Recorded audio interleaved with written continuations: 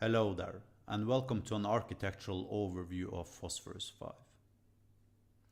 Phosphorus 5 is a full-stack framework for creating web applications.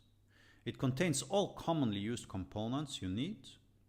It's extremely modularized, and it's open source with proprietary enabling licensing options available. At the bottom of your stack, you'll find your operating system, typically Linux or Windows. On top of that, you'll find your web server, which might be Apache or IIS. And then you'll find ASP.NET or Mono and your database server. Phosphorus 5 is on top of all of those components.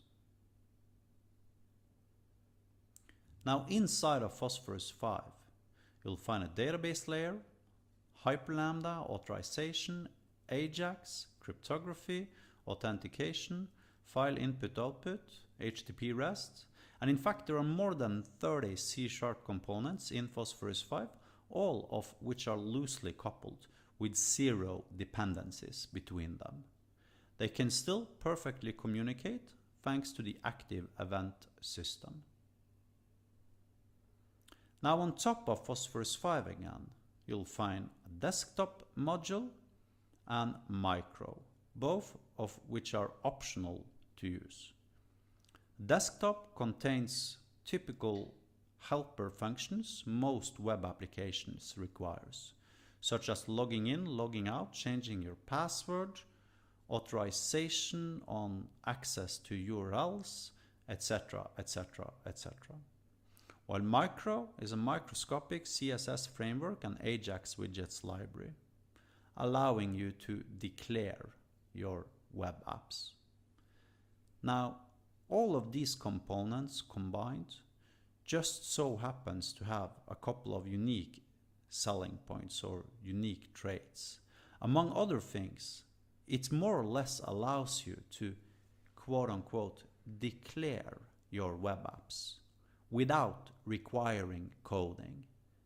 So basically you can use Phosphorus 5 to create highly rich web applications without knowing any JavaScript, any CSS, any HTML, or any C#.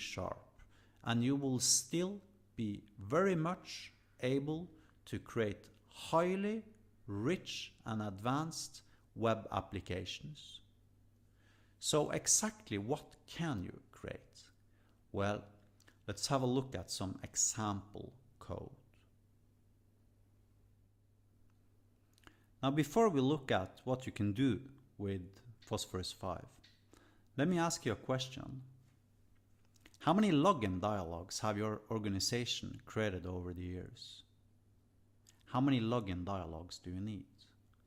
Well, to instantiate this login dialog is one line of code, and it allows me to change my password, and it stores my password salted and hashed on the server on an extremely well protected file. And it also allows me to apply my own password regime. So here is Phosphorus 5. Here is peoples, which allows me to create new users and edit my authorization objects. Can create a new user called bar with a password of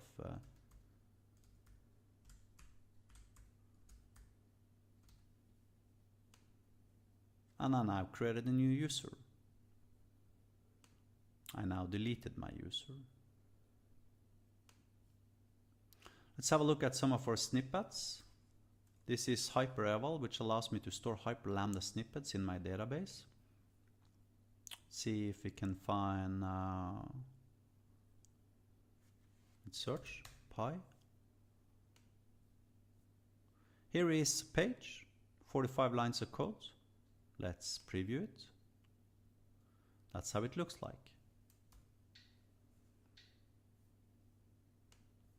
Let's have a look at another page.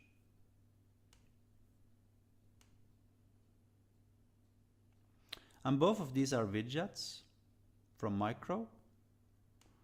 allowing me to use them with 3, 4, 5, 6, 7 lines of code and 0 JavaScript, 0 CSS, and actually also 0 HTML.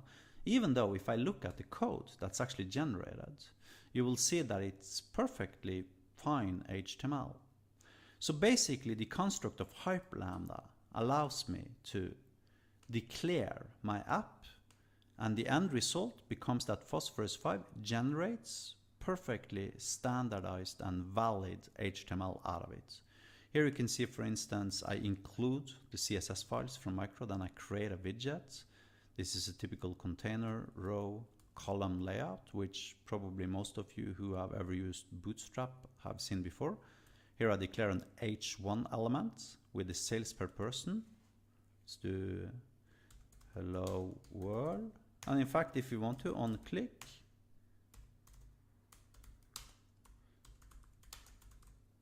can now save my snippet in my database and I can preview it again, at which point I can click the header here.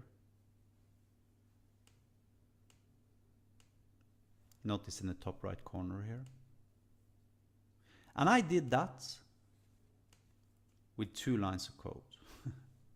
And it actually creates an AJAX request that goes towards the server and evaluates my hyperlambda on the server.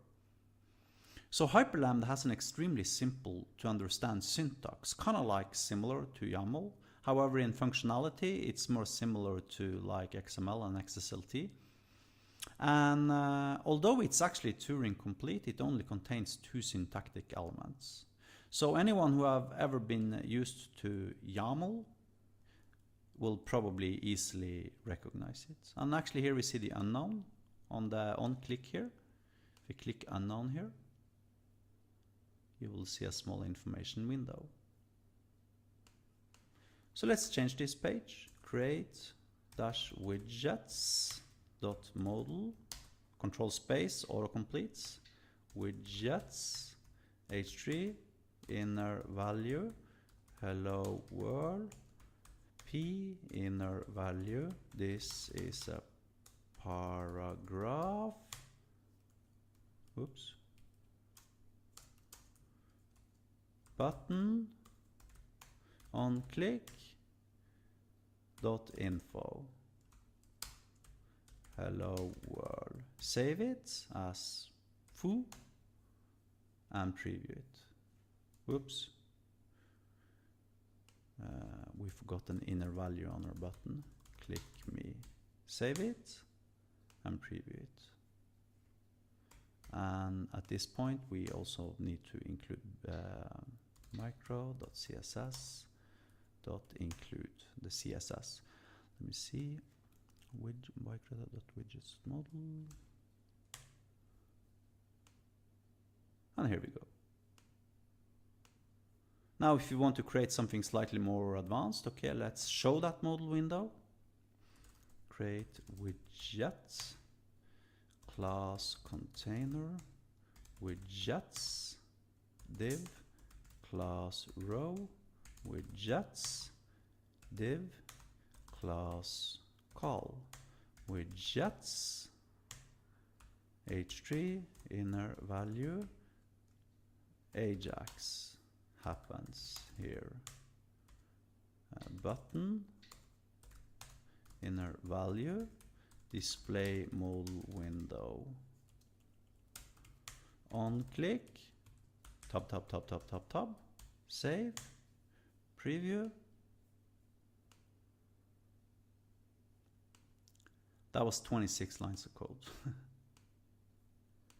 And it actually invokes the server. Each of these on-click event handlers actually invokes my server 100% automatically without any JavaScript or anything like that necessary. Let's have a look at another example.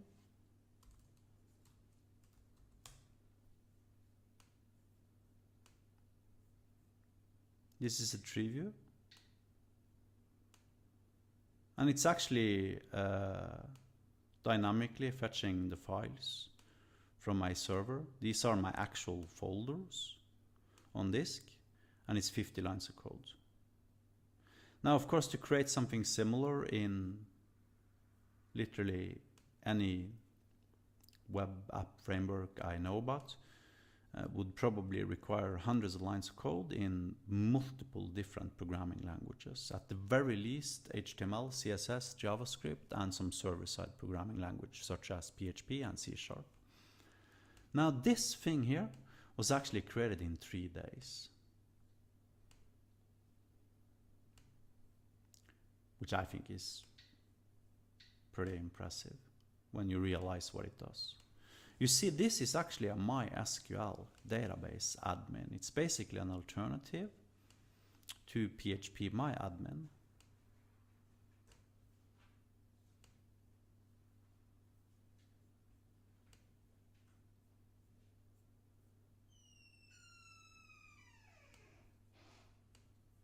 And I can type in any SQL I want to here.